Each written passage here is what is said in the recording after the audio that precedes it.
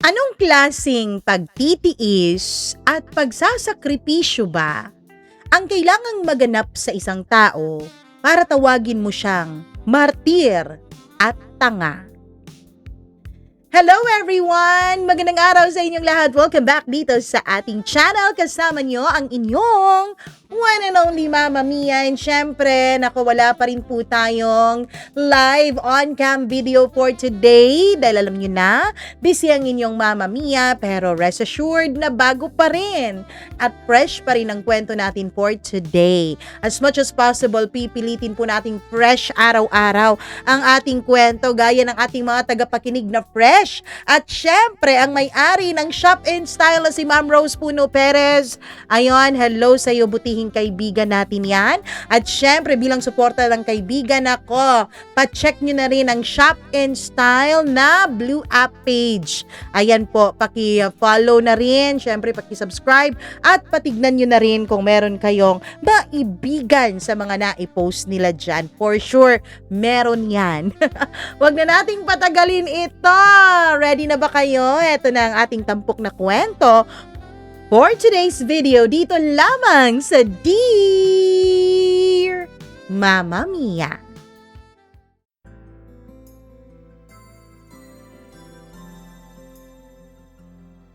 Alam kong marami sa inyo ang tataas ang kilay at magagalit o maiinis dito sa aking kwento. Dahil mismo ako, habang binabasa ko ang kwentong ito, habang paulit-ulit kong inaalala yung mga nangyari, naiinis din po ako sa sarili ko. Bakit ko hinayaang umabot ng ganun katagal at ganun kagrabe ang sitwasyon ko? Kapag pala wala ka na sa mismong sitwasyon, napakadali lang husgahan. Napakadali lang sabihin kung ano ang hindi at dapat gawin. Pero kapag ikaw mismo ang nasa sitwasyon, mahihirapan kang sundin kung ano ang dinidiktang tama ng iyong isipan. Dear Mama Mia, sa loob ng 8 taon, ako po ang unang nagigising sa bahay namin. Hindi si nanay, hindi ang kapatid kong si Junjun, at lalong hindi ang asawa niyang si Rowena na mahilig magpuyat sa kakascroll sa cellphone habang nakabukas at naka number 3 ang electric fan buong magdamag. Ako. Alas 4 pa lang ng madaling araw, bumabangon na ako kahit nanlalagkit pa ang katawan ko sa pagod mula sa trabaho ko sa munisipyo sa aming lugar.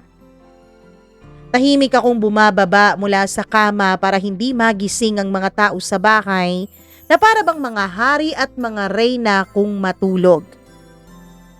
Minsan naiisip ko, nakakatawa pala ang buhay. Ang taong pinakapagod, ang taong pinakamarami ang sakripisyo, ang taong pinaka nahihirapan araw-araw, siya pa ang pinakamaingat na wag makaabalas sa iba. Pagbukas ko ng ilaw, agad kong makikita ang mga hugasin sa lababo. Mga pinagkainan ng gabi na iniwan na naman ni Rowena dahil masakit na naman daw ang likod niya. Pero kinabukasan, makikita ko siyang nakaupo sa labas habang nakikipagchismisan sa kapitbahay tungkol sa buhay ng ibang tao.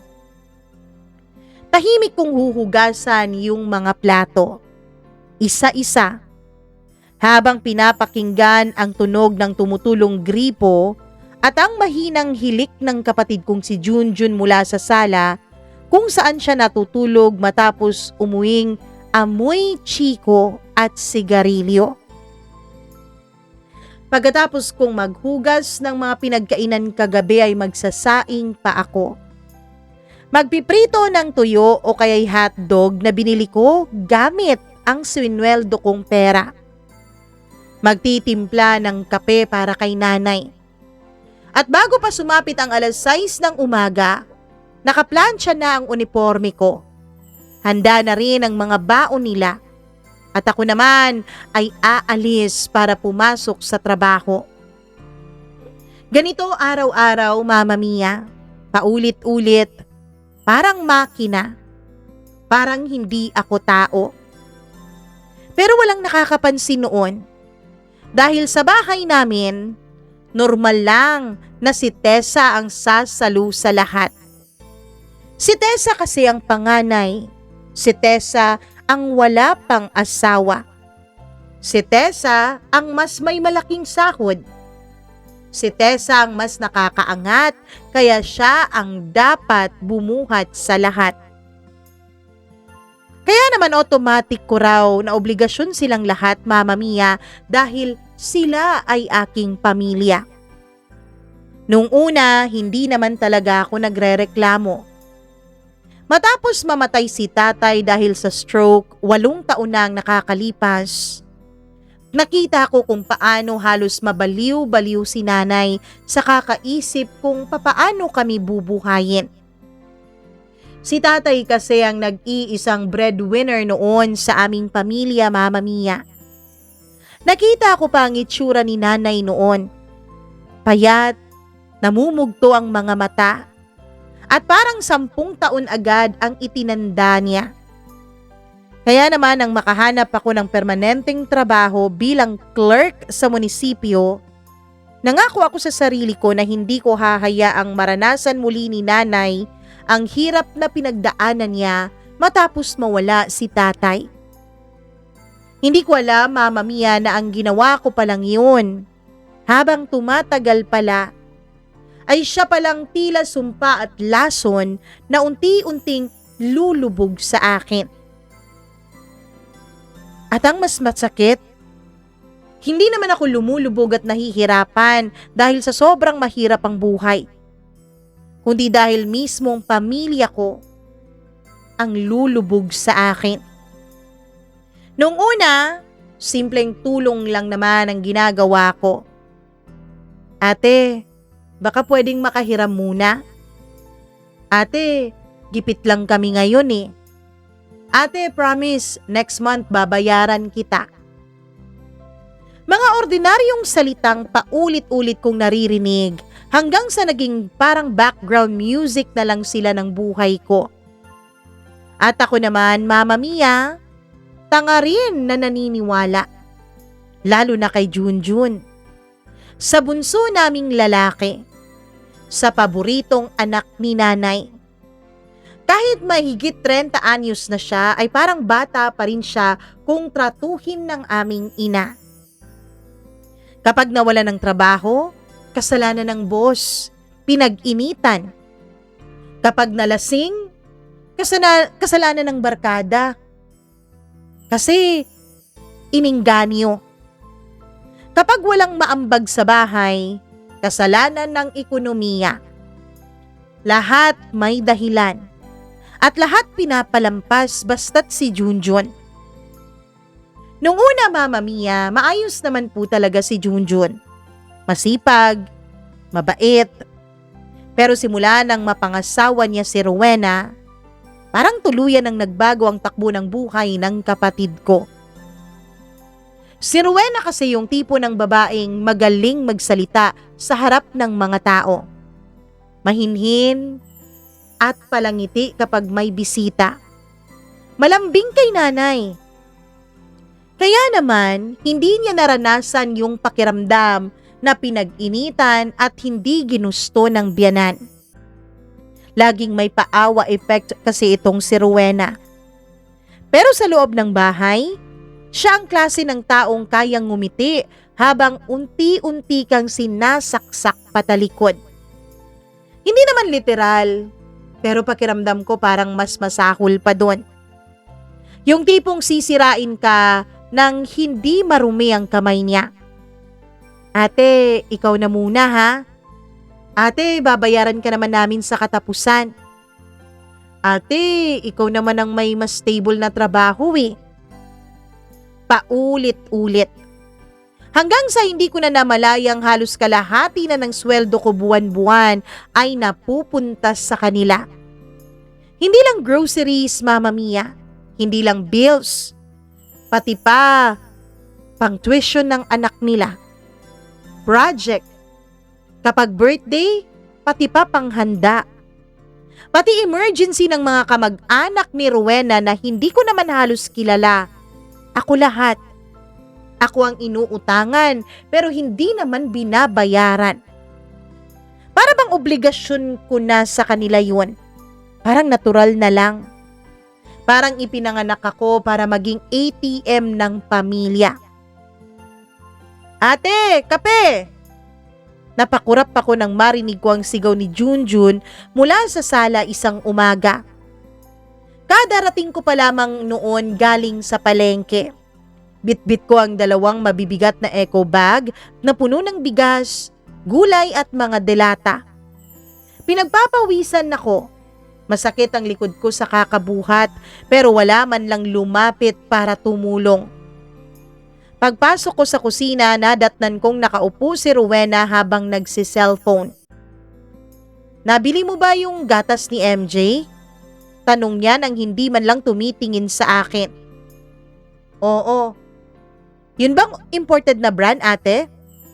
Oo. Wow, good. Good daw.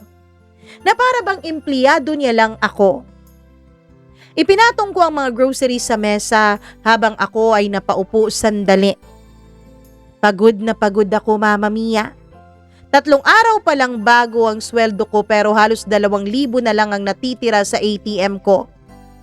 Samantalang nung nakaraang linggo lang, nag-abono ako ng bayad para naman sa mga kailangang project ng pamangkin ko. 2,000 cash na hindi ko na muling nakita o makikita pa. Ate, napatingin ako kay Rowena. Ngumiti siya. Yung plastic niyang ngiti na matagal ko nang gustong punitin. Pwede bang ikaw muna magbayad ng internet ngayong buwan? Natanggalan kasi ako ng client ko eh. Client? Online seller daw kasi siya, Mama Mia.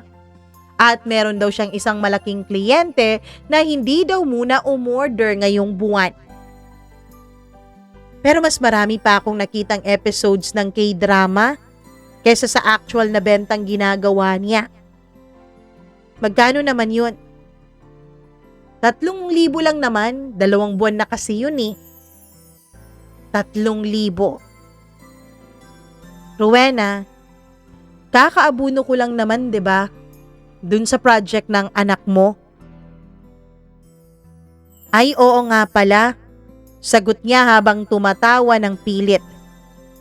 Huwag ka mag-alala, babayaran ka naman namin pagdating ng pera ni Junjun eh. Tahimik akong tumango, pero sa loob-loob ko gusto ko nang matawa.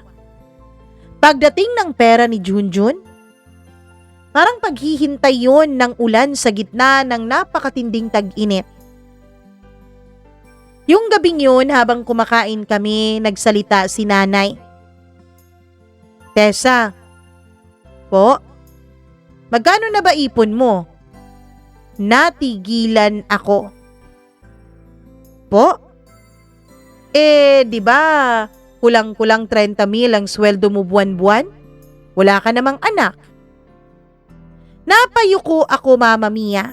Hindi ko alam kung paano ko ipapaliwanag na halos wala ngang natitira. Minsan nga bago sumweldo, wala pang 500 ang laman ng wallet ko. Na minsan naglalakad na lang ako papasok para makatipid ng pamasahe. Na minsan tubig lang at biskwit ang tanghalian ko. Pero hindi ko na lang isinaboses yun. Ngumiti lang ako. Konti lang po. Napailing si nanay. Kaya ka hindi aasenso niyan eh. Dapat matuto kang mag-ipon. Halos mabilaukan ako, Mama Mia. Sa gilid ng mesa nakita akong nagkatinginan sina Rowena at Junjun. At pareho silang ngumisi na para bang may private joke silang dalawa. Pakiramdam ko noon ay parang ako yung punchline, Mama Mia. Doon ko unang naramdaman, may mali. May kung anong gumagalaw sa loob ng bahay na hindi ko pa lubos maiintindihan. At hindi ko alam na ilang linggo na lang dudurugin nila ako sa mismong hapagkainan na araw-araw kong pinupunasan gamit ang pagod at sakripisyo ko. Mama Mia, simula nang mamatay si tatay, naging sentro ng bahay si nanay. Hindi dahil siya ang may pinakamalaking ambag, kundi dahil sa lahat ng tao sa bahay umiikot sa emosyon niya. Kapag masaya si nanay, tahimik ang lahat. Kapag galit siya, parang may bagyong dumaan sa loob ng bahay. At sa loob ng maraming taon, ginawa ko ang lahat para hindi siya magalit sa akin. Kahit ubus na ako, Mama Mia.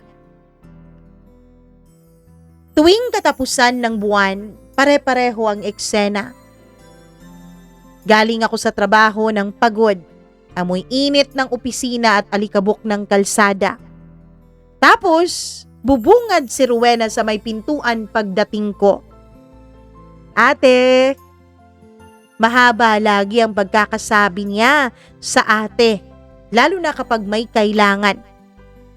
Parang automatic na warning sign na yon ng sistema ko. Bakit? May ibibigay si nanay.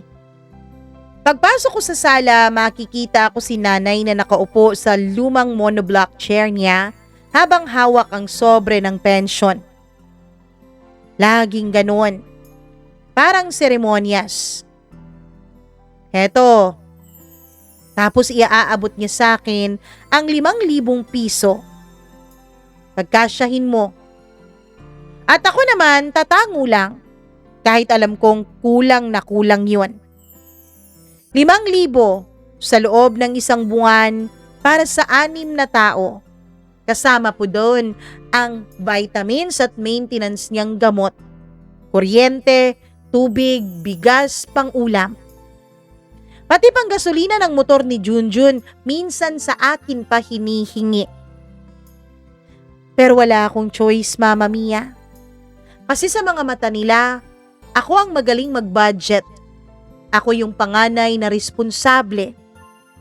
At habang tumatagal, parang naging sumpa ang mga salitang yun para sa akin. Hindi alam ni nanay na halos doble pa ng pensyon niya ang idinadagdag ko buwan-buwan. Minsan nga sobra pa. Hindi niya alam na kada grocery, kapag kulang ang pera, tahimik akong kumukuha sa ATM ko. Hindi niya alam na ilang beses na akong umiiyak sa cubicle ng CR sa munisipyo habang tinitingnan ang laman ng online banking ko. Hindi niya alam dahil hindi naman siya nagtatanong. At pakiramdam ko nga, Mama Mia, parang hindi rin niya gustong malaman. Isang Sabado ng umaga, maaga akong pumunta sa palengke. Mainit na agad kahit 7:00 pa lang noon. Siksikan sa dami ng tao. Amoy isda, karne, usok ng kung ano-anong ulam at pawis. Habang bitbit ko ang listahan ng mga bibilhin ko, paulit-ulit kong kinikwenta sa isip ko kung paano pagkakasyahin yung dala kong budget. Bigas, itlog, mantika, gamot ni nanay, baon ng pamangkin ko, pagkain ng aso. Bawat piso may katapat na pag-aalala. Pagdating ko sa bigasan section, napahinto ako. Tumaas na naman po? Tanong ko. Oo, mami. Halos lahat na nagmahal. Sagot ng tindera. Napapikit ako saglit. Sa wallet ko, alam kong kulang ang dala kong cash. Muli akong humugot sa sarili kong pera. Habang ginagawa ko yun, may kung anong kirot na naman akong nararamdaman. Hindi dahil sa perang nabawas, kundi dahil pag-uwi ko ng bahay, wala man lang makakapansin. Wala man lang magsasabing, "Oh, pagod na pagod ka. O kaya naman, salamat sa ginagawa mo, Tessa ha? Wala. Na para bang obligasyon ko lang talaga ang mabuhay para magsilbi sa kanila. Pag-uwi ko, nadatnan kong nakahiga si Junjun sa sofa habang nanonood ng basketball. Nakalabas pa ang kanyang tiyan. May hawak na cellphone. At last, tapos na rin. Gutom na ako. Parang hindi niya nakita yung dalawang mabibigat na supot na halos ikabali na ng balikat ko sa pagbitbit. Jun, pwede bang patulong? Mahina akong tanong. Hindi man lang siya tumayo, Mama Mia. Pagod ako ate.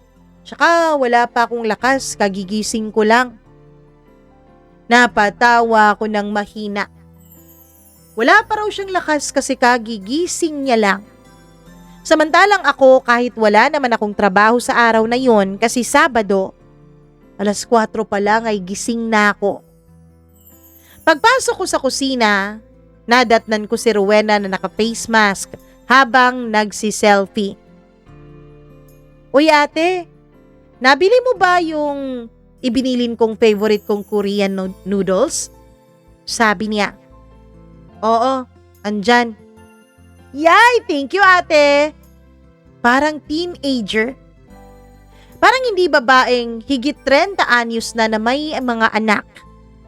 Inilabas ko ang grocery isa-isa. Pagkatapos inilagay ko yung mga karne sa freezer.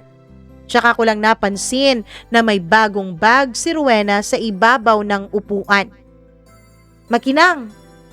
Mukhang mahal. Bago? Tanong ko. Ngumiti siya. Oo. Ang laki kasi ng sale sa online eh. Hindi ako nagsalita, pero napatingin ako sa resibo na nakasilip pa sa bag. 4,850. Halos isang buwan ng pensyon ni nanay. Bigla kong naalala yung sinabi niyang wala silang pambayad dun sa project. Pati na rin dun sa field trip ng pamangkin ko. May kung anong malamig na pakiramdam ang gumapang sa dibdib ko noon, Mama Mia. Kinagabihan habang naghuhugas ako ng pinggan, narinig kong nag-uusap sina Rowena at nanay sa sala. Hindi ko naman intensyong makinig, pero narinig ko ang pangalan ko. Kawawa naman si Ate Tessa, sabi ni Rowena sa tonong halatang may ibig sabihin. Bakit? Wala kasi siyang sariling pamilya. Kaya siguro sobrang kapit niya sa pera. Baka kasi iniisip niya, kailangan niya yun pagtanda niya. Napatigil ako sa paghuhugas. Ano bang ibig mong sabihin, Rowena? Tanong ni nanay. Wala naman po, nay. Mahinang tawa ni Rowena. Napapansin ko lang kasi minsan, parang sobrang higpit ni ate sa gastos. Parang hindi na masasarap yung pagkain natin eh. Eh di ba siya naman ang may hawak ng pera? Sa kanya ko binibigay ang pension ko. Yun na nga po eh. Tahimik sandali, Mama Mia. Tapos bumaba ang boses ni Rowena. Pero sapat pa rin yun para marinig ko. Hindi naman talaga natin alam kung magkano ang natitira sa kanya buwan-buwan. At dun sa binibigay niyong pera, kasi hindi naman masarap yung pagkain natin, lagi na lang gulay, tuyo. Parang may nagyayelong tubig na ibinuhos sa katawan ko nung narinig ko yon. Dahan-dahan kong ibinaba ang plato sa lababo. Sa loob ng 8 taon, hindi ako kailanman humingi ng kapalit. Hindi ako nagbilang. Hindi ako nagreklamo. Pero sa isang iglap, parang sa tono ni Rowena ay ginagawa pa niya akong magnanakaw. Kinabukasan, pagpasok ko sa trabaho, hindi ako makapag-focus. Habang nagtatype ako ng mga dokumento sa opisina, paulit-ulit sa isipan ko yung boses ni Rowena. Hindi natin alam kung magkano ang natitira. na para bang matagal na niya iyong itinatanim sa utak ni nanay. Paunti-unti, hanggang sa dumating ang araw na maniniwala si nanay. Lunch break nung tawagan ako ng isa kong kapatid na si Joy. Ate, pagkarinig ko pa lang sa boses niya, alam ko nang may kailangan. Bakit? Pwede bang makahiram ulit? Promise, last na talaga. Magkano na naman kaya ito? Tanong ng isip ko. Magkano? 3,000. Napapikit ako, Mama Mia. Joy, please ate, mapuputulan kasi kami ng internet eh. Hindi makakapag-online class si Chloe. Pareho lang lagi. Emergency, urgent, mga ngakong babayaran pero wala namang ni pisong bumabalik sa akin. Wala akong extra ngayon, Joy eh. Tahimik siya saglit. Tapos Mama Mia, biglang nagbago ang tono ng boses niya. Ang laki-laki ng sweldo mo ate ah. Pagkasabi niya yun, nasaktan ako. Yung entitlement, na para bang kasalanan kung may trabaho ako. Joy, may trabaho ako pero hindi naman unlimited ang pera ko. Ano ba naman yung tumulong ka naman sa pamilya mo ate? Pamilya. Napatingin ako sa kisame ng opisina. Bigla-biglang sobrang pagod na pagod ang pakiramdam ko. Hindi yung pagod na mawawala sa tulog at pahinga, kundi yung pagod na parang unti-unti ka nang pinapatay mula sa loob. Pag-uwi ko ng gabing yon, masyadong tahimik ang bahay. Walang TV, walang ingay. Pagpasok ko sa dining area, nakita ko si nanay. Nakatulala. Sa harap niya ay parang may lumang notebook. At katabi niya si Rowena, ang butihing asawa ng kapatid kong si Junjun. Nakangiti. Doon nagsimulang kumabog ng malakas ang dibdib ko.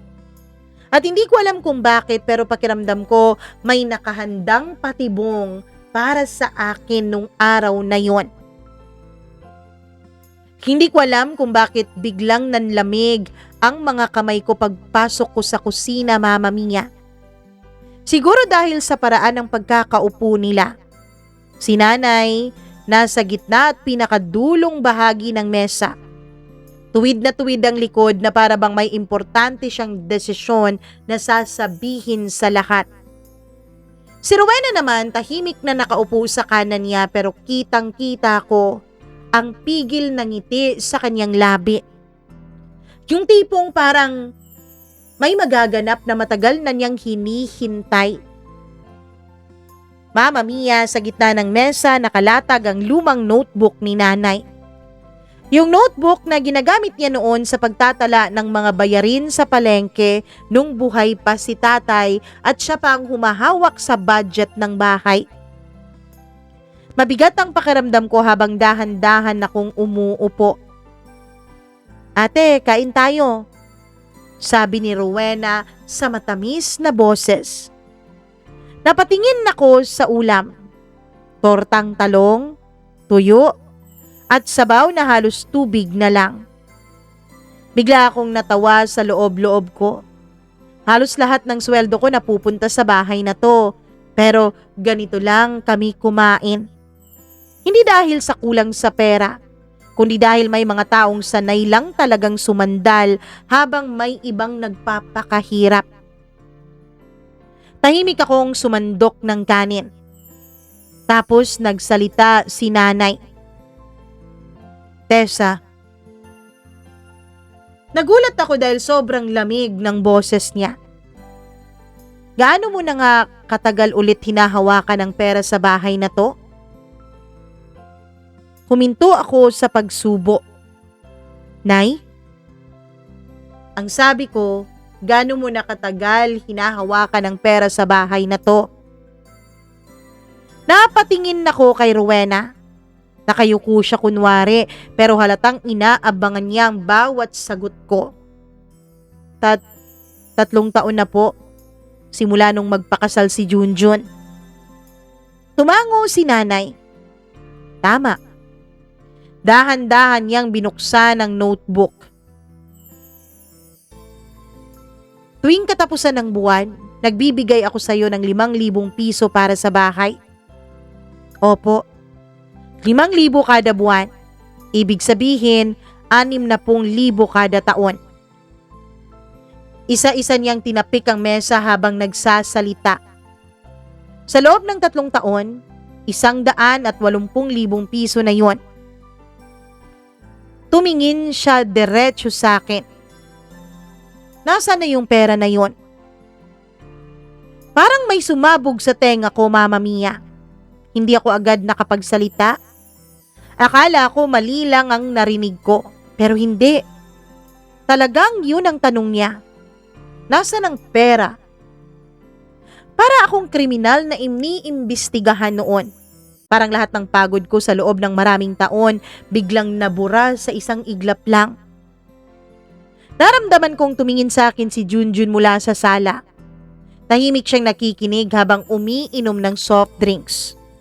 At si Rowena, dahan-dahang umangat ang sulok ng labi niya. Ate, wag mo naman sanang masamain ha. Concern lang naman kami. Malumanay niyang sabi. Concern. Gusto kong matawa sa mga salita niya. Napapaisip kasi kami. Kahit papano dapat may natitira pa rin sa pera buwan-buwan, 'di ba? Hindi naman siguro nauubos lahat. Lalo pat di naman kasarapan ang ulam natin, lagi naman tayong gulay at tuyo. Hindi ko pa rin magawang magsalita. Kasi habang nagsasalita siya, isa-isang bumabalik sa isip ko ang lahat. Mga gabing hindi ako kumakain para lang may pandagdag sa groceries. Mga overtime na tinatanggap ko kahit masama ang pakiramdam ko. Mga bonus na hindi ko man lamang na-enjoy dahil diretso na yun sa pambayad ng mga utang at obligasyon nila. Lahat.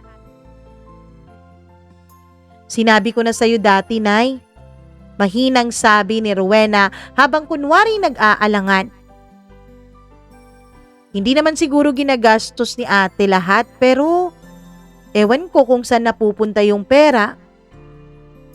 At doon tuluyang nagdilim ang mukha ni nanay na para bang nahipnotismo na siya sa mga salita ni Rowena, Mama Mia.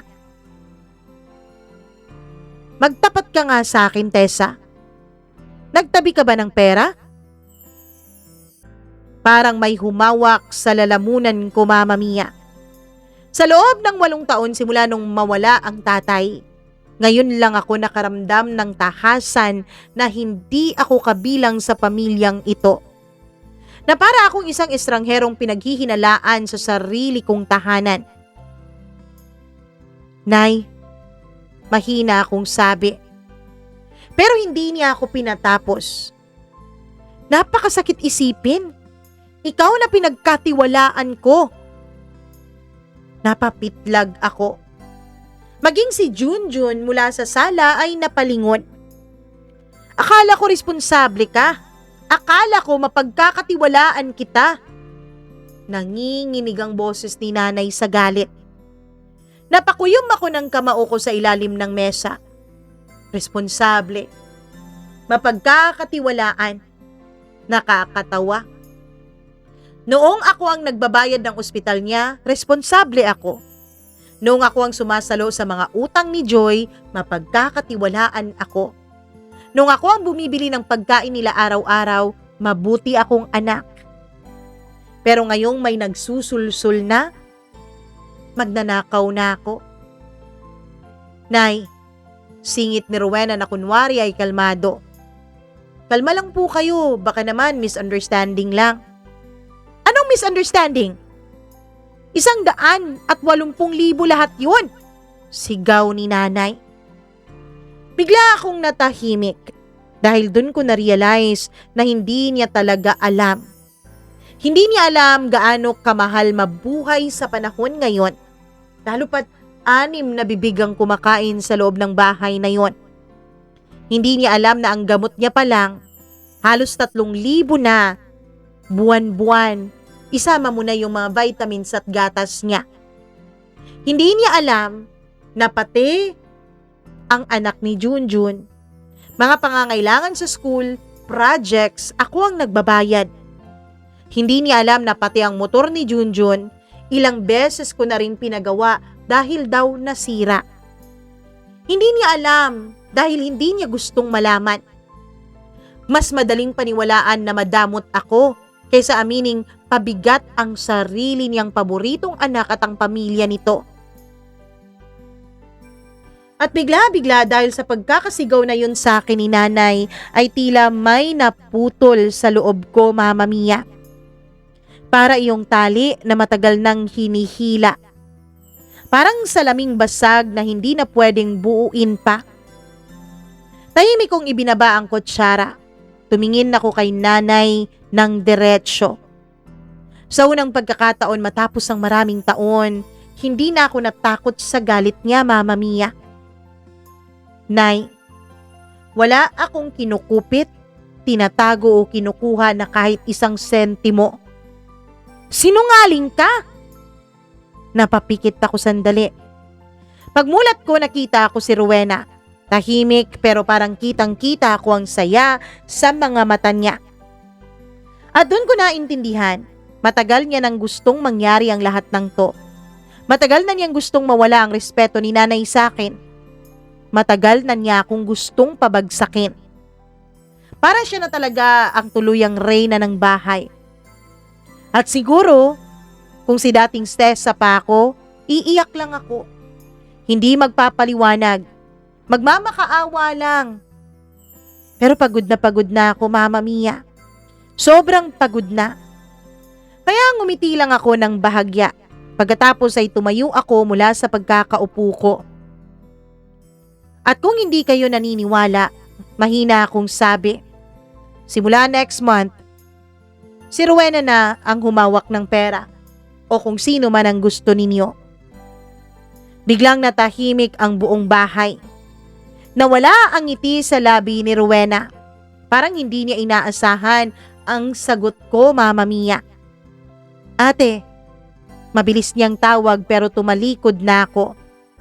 Bitbit ko ang plato ko, dumiretso ako sa lababo. Habang naguhugas ako ng pinggan, naririnig ko pa rin ang boses nila mula sa likod ko. Nay, tignan mo nga yung totoong ugali niya. Parang defensive siya, no? May tinatago nga talaga yan. Pero sa unang pagkakataon matapos ang maraming taon, wala na akong naramdaman sa mga salitang yun. Wala nang sakit, wala na ring guilt. Habang umaagos ang tubig sa kamay ko, Mama Mia, tahimik kong tiningnan ng bula sa lababo. At doon ko napagtanto ang isang bagay. Hindi pala ako napagod dahil mahirap ang maging isang breadwinner. Napagod ako dahil buong buhay ko, pamilya ko pala talaga mismo ang unti-unting umuubos sa akin. Kinabukasan maaga akong nagising. Automatic. Para talaga akong makina, Mama Mia. Kahit halos hindi ako nakatulog buong gabi. Madilim pa ang paligid nang dumilat ako. Gano'n naman lagi eh. At sa loob ng ilang segundo, nakatulala lang ako sa kisame habang pinapakinggan ang mahinang ugong ng electric fan. Tahimik ang buong bahay. Pero sa dibdib ko parang may katatapos lang na digmaan. At sa unang pagkakataon matapos ang maraming taon, wala na akong balak ayusin pa ang lahat. Dati kahit gaano kasakit ang away, ako pa rin ang unang nagsasalita, unang sumusuyo. Ako pa rin ang bumabangon para paglutuan silang lahat ng almusal. Ako pa rin ang gumagastos na parang pagkatapos ng dilubyo ay normal lang ulit yung bahay. Pero ngayong umaga, hindi. Hindi na. Pagod na akong maging pandikit ng pamilyang unti-unti namang ako ang winawasak. Dahan-dahan akong bumangon.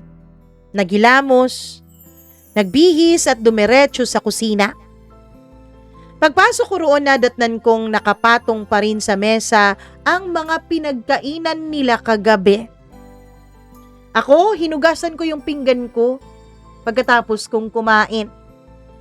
Pero sila, hindi, gaya ng nakasanayan. Hindi man lang hinugasan ni Rowena yung mga pinagkainan. At saka, hindi man lang yun nakikita ni nanay. Hindi man lang niya yun nare-realize. Napangiti ako ng mapait.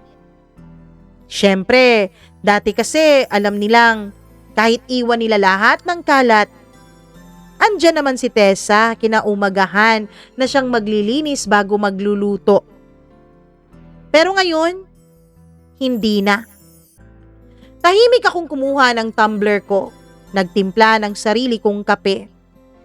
2 pandesal lang ang almusal ko. Hindi ako nagsaing, hindi ako nagprito ng itlog o ng tuyo. Hindi ako naghanda ng pagkain para sa kanila. At sa totoo lang, Mama Mia, nakakapanibago. Pakiramdam ko dahil hindi ko ginagawa ang routine ko araw-araw ay may mali. Parang may parte ng utak ko na sinasabing, tumayo ka na, huwag ka nang magtampo.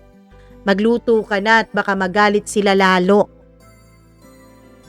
Mama Mia, habang pinapakinggan ko ang boses na yun sa sarili ko, napagtanto ko nga, ganun nga pala kalalim ang naging kondisyon ko. Ganun nga pala nila kalalim na kondisyon ng utak ko na pagsilbihan sila. Nasobrahan ako sa pag-aalaga sa iba, hanggang sa nakalimutan kong may sarili rin nga pala akong buhay. Eksaktong 6:00 nang bumukas ang pinto ng kwarto ni na Junjun at Rowena. Una kong narinig ang yabag ng tsinelas ni Rowena. Pagkatapos ang boses niya. Ate? Tawag niya na para bang walang nangyari kagabi. Na para bang wala siyang mga salitang sinulsul sa nanay ko. Hindi ako sumagot. Nasa mesa lang ako, tahimik, umiinom ng kape habang nagbabasa ng mga dokumentong inuwi ko kagabi mula sa opisina. Makalipas ang ilang segundo ay lumabas siya at pumasok sa kusina. Nakasimangot. Ate, bakit wala pang almusal? Dahan-dahan akong nag-angat ng tingin na para bang ninanamnam ko ang bawat sandali. Ha? Yung pagkain, ate. Anong pagkain? Tanong ko. Parang hindi siya makapaniwala sa narinig niya, Mama Mia. Ate naman, papasok sa school si MJ. Tumango ako. Okay, edi pakainin mo. Nanlaki ang mga mata niya. Na para bang ngayon lang may taong tumangging sundin ang gusto niya. Anong ibig mong sabihin? Humigop ako ng kape bago sumagot. Ninanamnam ko talaga bawat sandaling ito, Mama Mia. Ang ibig kong sabihin, bakit sa akin mo iaasa yan? Ikaw naman ang nanay niya, 'di ba? Tahimik. Sobrang tahimik. Narinig ko pati paghinga niya. Pagkatapos, mabilis siyang bumalik sa kwarto nila. Maya-maya lang, lumabas si Junjun. Magulo pa ang buhok. Nakasando at alam kong bagong gising pa lamang. Ate, wala bang lutong pagkain? Tanong niya. Wala.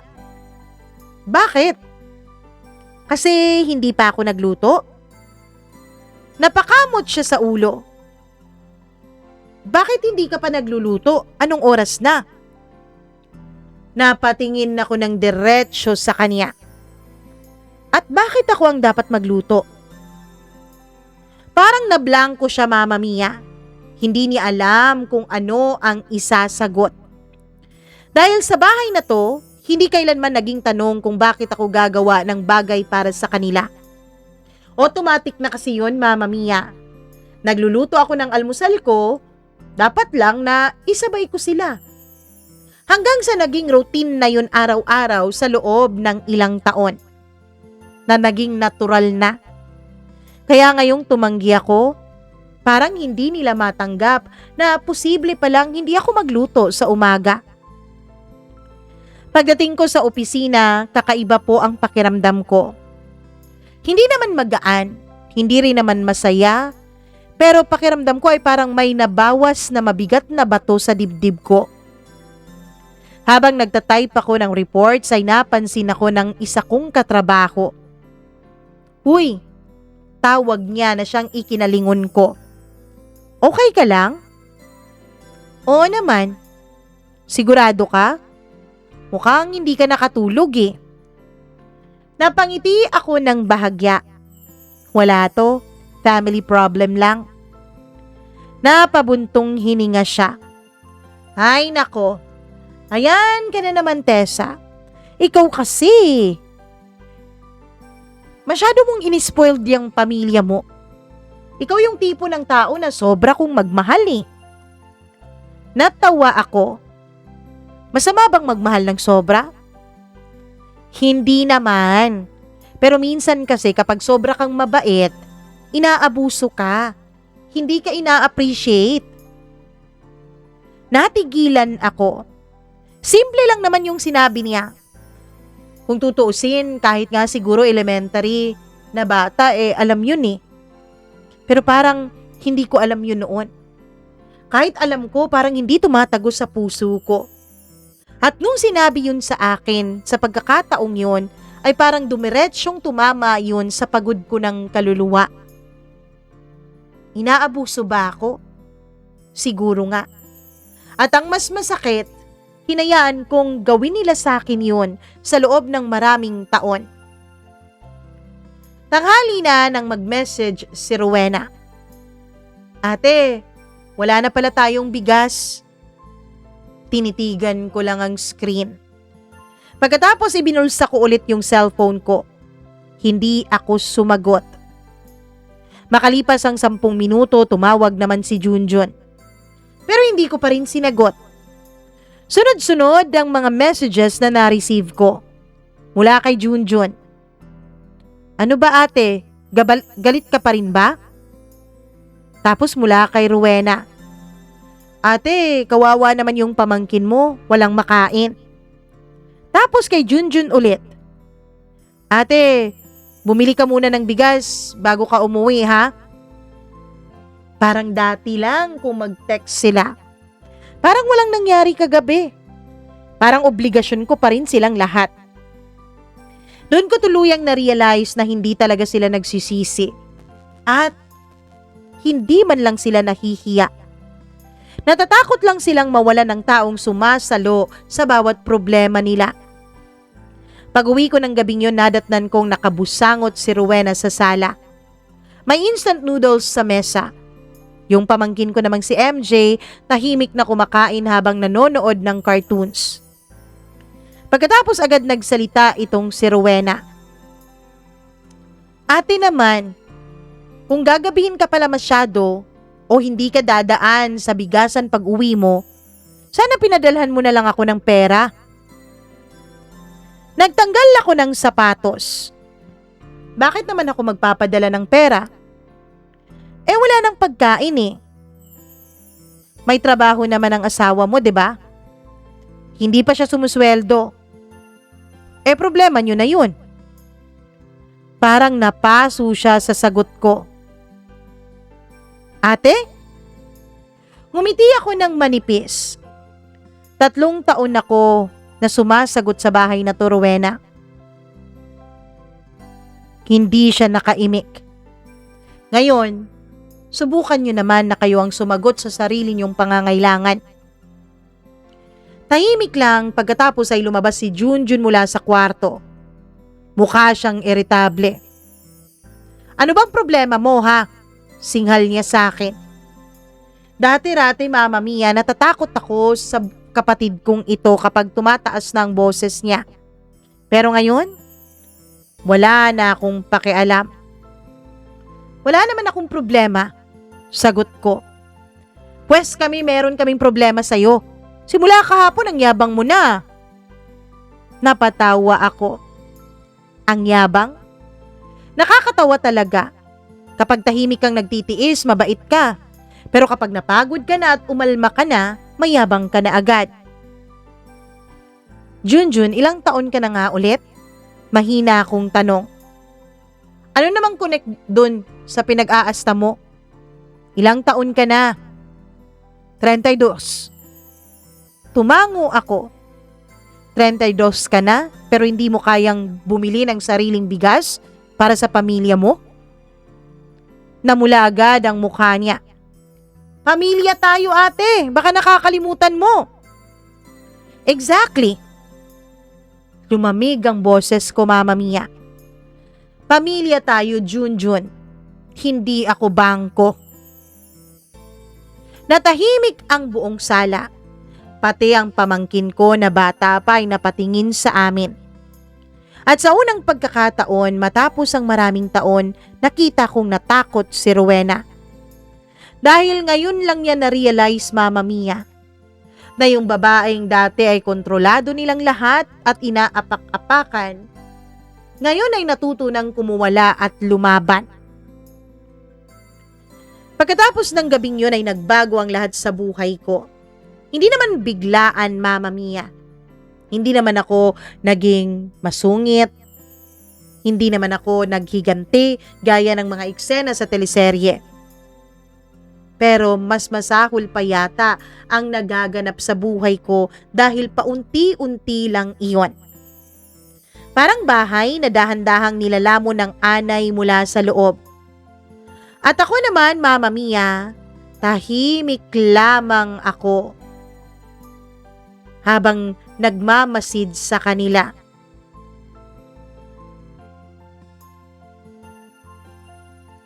Tahimik na tahimik lang. Hindi ako nagsasalita. Ayoko na kasi na magsalita, Mama Mia. Ayoko na kasi. Naisipin pa ang dapat nilang isipin. Wala na akong pakialam sa kanila. Wala na akong pakialam kung anuman ang iisipin nila tungkol sa akin. Nung unang linggo parang kampante pa sila. Si Rowena, panay parinig sa sala. May mga tao talagang kapag tumutulong, naku, gusto sinusumbat lahat. O kaya naman nakala mo kung sino porket may sweldo. Naririnig ko lahat ng sinasabi nila habang nasa kwarto ako pero wala akong binibigay na reaksyon. Hindi ako sumagot, hindi ako nakipag-away. Kasi ngayon ko lang naintindihan, ang mga taong sanay makinabang, galit na galit kapag nawalan sila ng kontrol. Si Junjun naman todo yabang pa rin nung una. Kung ayaw niya, hindi ako nang bahala dito. Sabi niya habang minsan nagyoyosi sa labas. Kala mo naman talaga kung sino. Kala mo naman di kami mabubuhay nang wala siya. Narinig ko yun habang nagsasampay ako. Kung dati kapag nag-aaway kami tapos sinasabi niya yun sa mga kapitbahay ay nasasaktan ako, ngayon, wala na akong pakialam. Pagsapit ng ikalawang linggo, dito na sila nagsimulang mataranta, Mama Mia. Naubos na kasi ang binili nilang bigas. Una kong napansin dahil wala nang amoy ng sinaing tuwing umaga. Oo nga pala, pagkatapos ng hindi na ako nagsaing at nagluto, kaya naman pala nila yun. Naubos na ang bigas nila. Paglabas ko ng kwarto isang araw, nadatnan kong galit na galit si Rowena habang binabagsak ang takip ng kaldero. Wala na talagang laman. Tumayo lang ako sa may pintuan. Tahimik. Hindi siya sanay na hindi ako kumikibo.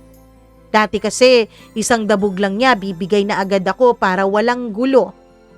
Mag-aabuno, mag-aayos ng problema. Pero ngayon, wala na. Ate, wala na nga talagang pagkain dito. Madiin niyang sabi. Mayabang pa rin. Yun lang ang sagot ko.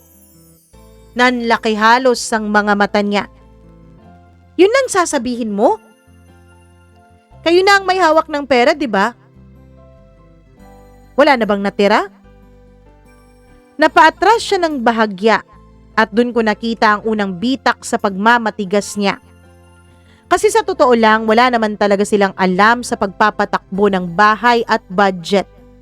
Hindi nila alam kung gaano kahirap pagkasyahin ang budget lalo't marami kami sa bahay. Hindi nila alam kung gaano kamahal ang gamot. Hindi nila alam kung gaano kabilis maubos ang pera kapag lahat ay nakaasa sa iisang tao lang. Dahil hindi naman sila ang gumagawa nun. Ako lahat. Pagsapit ng 3 linggo, mas lumala ang lahat. Napansin kong hindi na umiinom si nanay ng mga vitamins at maintenance niya araw-araw. Yung dating kahon ng gamot niya sa ibabaw ng cabinet halos wala ng laman. Isang gabi, nadatnan ko siyang nakaupo sa sala. Tahimik at maputla. Uminom ka na ba ng gamot niyo, Nay? Tanong ko. Hindi siya sumagot agad. Pagkatapos umiwas siya ng tingin. Ubus na. Parang may humigpit sa dibdib ko. Kahit gaano kalalim ang sugat na iniwan nila sa akin, nanay ko pa rin siya at alam nila yon. Alam nila na yun ang kahinaan ko, Mama Mia. Kaya ilang minuto lang ang lumipas, dumating si Junjun sa harap ng kwarto ko. Hindi man lang kumatok. Binuksan niya ang pinto ng kwarto ko. Ate, napatingin na ko mula sa laptop. Isinugod namin si nanay sa ospital. Tumayo ako agad. Ano? Tumaas yung BP niya. Wala na kasi siyang gamot. Humihingal siya habang nagsasalita. Pero sa halip na pag-aalala ay galit yung nasa mukha niya. At ano bang gusto mong gawin ko? Tanong ko. Parang hindi siya makapaniwala sa tanong na yun, Mama Mia. Anong klaseng tanong yan? Ate ka namin, di ba? At anak ka rin niya, di ba? Sabi ko. Biglang tumigas ang mukha niya. Ilang taon na ako ang nagbabayad kapag nauospital si nanay. Ako ang umaabono sa gamot niya. Pwede naman sigurong ngayon kayo naman. Wala kaming pera. Sigaw niya. Tahimik akong tumitig sa kanya at dun ako natawa. Junjun, 3 linggo pa lang. Ano? 3 linggo pa lang simula nung tumigil ako.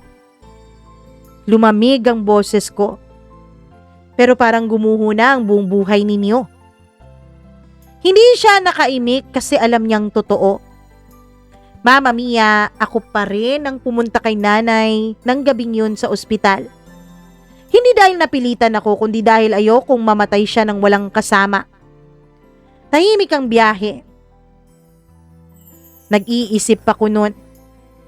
Pagdating ko sa ospital ay nahihiya si nanay.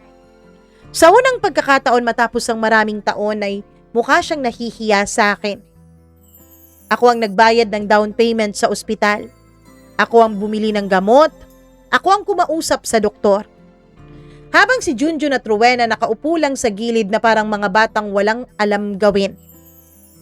Nang makalabas kami ng ospital, bandang 2:00 na ng madaling araw ay tahimik pa rin ang lahat. Hanggang sa pagsakay namin sa tricycle, mahina akong nagsalita. Pagod na ako. Walang sumagot. Hindi niyo alam kung gaano ako kapagod. Narinig ko ang mahinang paghikbi ni nanay pero hindi ako tumingin. Kasi kung tumingin ako baka maawa na naman ako. At kapag naawa ako, baka maabuso na naman ako, Mama Mia. Kinabukasan maaga akong umalis. Hindi papasok sa opisina. May pupuntahan ako. Isang maliit na apartment sa kabilang barangay. Tahimik yun, malinis. May sariling bintana, sariling kusina. May sariling banyo at higit sa lahat, may sariling katahimikan. Habang kausap ko ang may-ari, halos manginig ang kamay ko habang inaabot ko sa kanya ang advance payment ko at deposit. Hindi dahil takot ako, kundi dahil ngayon ko lang na-realize sa loob ng maraming taon. Hindi ko kailanman pinangarap na magkaroon ng sariling buhay. Puro sila, puro pangangailangan nila, puro problema nila. Nakalimutan kong tao rin pala ako. Nang gabing umuwi ako, nadatnan kong tahimik ang bahay. Walang TV, walang sigawan, pero alam kong may mabigat na hangin sa paligid. Tinipon ko ang mga gamit ko sa dalawa kong malaking maleta. Naglagay ako ng mga damit at biglang kumatok si nanay. Pagpasok niya, mukha siyang matanda kaysa sa dati. "Aalis ka?" Hindi ako agad sumagot. "Opo." Namula ang mga mata niya. Dahil ba sa nangyari? Dahil lang ba dun? Napahinto ako. Dahil lang. Ang daling sabihin, parang isang away lang lahat eh. Hindi nila alam na ilang taong kong pagod yun. Ilang taon kong pag-aabuno. Ilang taon kong paglimot sa sarili ko. "Nay, matagal na rin naman akong walang puwang dito." Tumulo ang luha niya. "Anak." Halos pakiusap niyang sabi, pero umiling ako. Pagod na ako, Nay." Sa unang pagkakataon, wala akong galit habang sinasabi yun. Alam kong ramdam niya sa boses ko na pagod na ako. Tahimik siyang umiyak habang nakaupo sa gilid ng kama ko. At sa unang pagkakataon, wala akong naramdamang guilt. Kinabukasan, tuluyan akong umalis ng bahay na yon. Walang drama, walang yakapan, walang humabol. Habang nilalagay ko ang huling maleta sa tricycle ay nakita ko si Rowena sa may bintana. Tahimik. Wala na yung yabang sa mukha niya. Kasi alam niyang simula ngayon, wala nang sasalo sa kanila. At si Junjun nakatayo lang sa pintuan. Mukhang gustong magsalita pero walang lumabas. Siguro dahil kahit siya alam niyang wala siyang karapatang pigilan ako. Bago umandar ang tricycle ay tumingin ako sa bahay. Yung bahay na halos ubusin ko ang pagiging ako. Yung bahay na ginawa kong mundo sa loob ng maraming taon. At doon ko napagtanto, hindi pala lahat ng kadugo ay tahanan. May mga kadugo rin pala na unti-unti kang kinakain hanggang sa wala nang matira sa'yo. Lumipas ang 6 na buwan. Mas maliit nga ang apartment ko pero mas tahimik at mas simple naman ang buhay ko. At sa unang beses ng buhay ko, Mama Mia, nakakahinga ako ng maluwag. Nakakakain ng hindi nagbibilang kung ilan pa ang kakain. Nakakatulog ako ng walang kaba na baka may manghingi na naman. At higit sa lahat, nakakapag-ipon ako. Isang Sabado ng hapon habang nagdidilig ako ng halaman sa labas ng apartment ay may tumawag sa akin. "Tita!" Paglingon ko ay nakita ko ang pamangkin kong si MJ. Mas tumangkad. May dala siyang maliit na paper bag. "Oh, bakit ka nandito?" Inabot niya yung paper bag. Pagbukas ko, may laman iyong paborito kong hopya. "Pinabibigay sa'yo ni Lola." "Kumusta si nanay?" "Okay naman po." Tumango siya pagkatapos ay mahina siyang nagsalita. "Alam niyo po," sabi ni Mama, "mahirap pala talagang mag-budget." Napatawa ako ng marahan. Hindi dahil nasisiyahan ako sa paghihirap nila, kundi dahil sa wakas ay naintindihan din nila. At minsan, yun lang naman talaga ang gusto ng mga taong katulad ko. Hindi naman medalya, hindi papuri, kundi simpleng pagkilala na tao rin kami. Napatingin ako sa maliit kong apartment, sa halaman, sa tahimik na paligid. Sa buhay na unti-unti kong binubuo para sa sarili ko.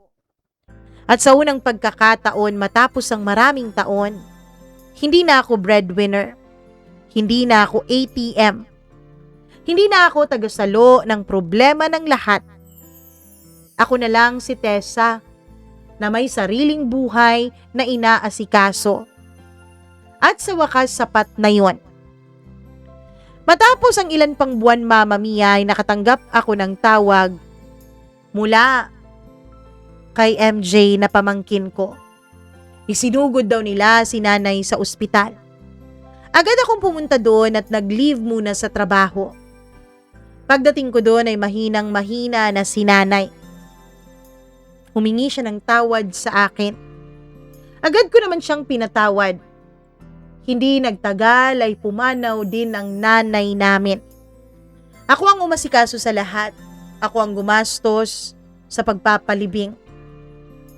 Pero Mama Mia, pagdating dun sa burial assistant, dun sa pension niya, wala man lang akong natanggap ni piso. Pero hindi ko na yun ikinasakit ng loob. Inisip ko na lang na huling pagpupugay ko yun sa nanay ko. Wala pang 3 buwan nung pumunta si Junjun sa bahay. Nasa apartment ako noon at nagdidilig ng halaman sa labas. O anong ginagawa mo dito? Tanong ko. Ate, pirmahan mo naman to. Ano yan? Mama Mia, ibinibenta ni Junjun ang bahay ng nanay namin. Pumayag na lahat ng mga kapatid ko. Pirma ko na lang ang kulang. Inisip ko noon na hindi ko na nga pipirmahan pero habang iniisip ko ang mga paghihirap ko sa bahay na yon ay pumirma na rin ako. Pagkatapos kong pumirma ay isang matigas na boses ni Junjun ang nagsalita. Siguro naman ate, dahil wala ka namang pamilya, mas malaki naman ang sahod mo sa aming lahat. Di mo na siguro kukunin ang katiting mong parte dito sa pagbebentahan ng bahay, di ba? Naghihirap kaming lahat. May mga anak kami, ikaw wala naman. Tumawa ako. Hanggang ngayon, Junjun, ang lakas pa rin talaga ng sense of entitlement mo. E di sige, sa inyo na. Isipin nyo na lang na limos ko yan sa inyo. Pagkatapos niyan, wala na tayong pakialamanan. Pagkatapos nun ay tumalikod ako, Mama Mia, at bumalik na ng bahay. Wala naman akong interes sa pera eh. Kung hindi sana sinabi sa akin yun ni Junjun, magkukusa naman akong ibibigay sa kanilang lahat yung parte ko. Pero dahil sa sinabi niyang yun, tuluyan ko ng pinutol ang pagiging magkapatid namin. Sa ngayon, Mama Mia, ay mas tahimik ang buhay ko. Mag-isa pa rin naman ako pero may kachat ako ngayon na afam. At kapag nagtagumpay to, baka sa susunod na taon, nasa ibang bansa na ako. May mga panakanakang mga balita pa rin na nakakarating sa akin. Na naghihirap pang lalo sina Junjun, lalo't nangungupahan na sila ngayon ng bahay. Pero wala na akong pakialam sa kanila. Hindi naman kapatid ang turing nila sa akin. Kaya bakit ko sila ituturing na kapatid, di ba? Masama po ba akong kapatid sa ginawa ko, Mama Mia? Hanggang dito na lang at maraming salamat. Lubos na gumagalang, Tessa.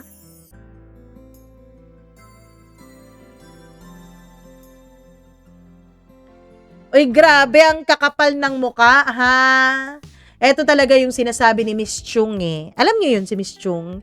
Hindi ko alam kung nakita niyo na siya sa Black app o sa Blue app. Pero pina-follow ko siya.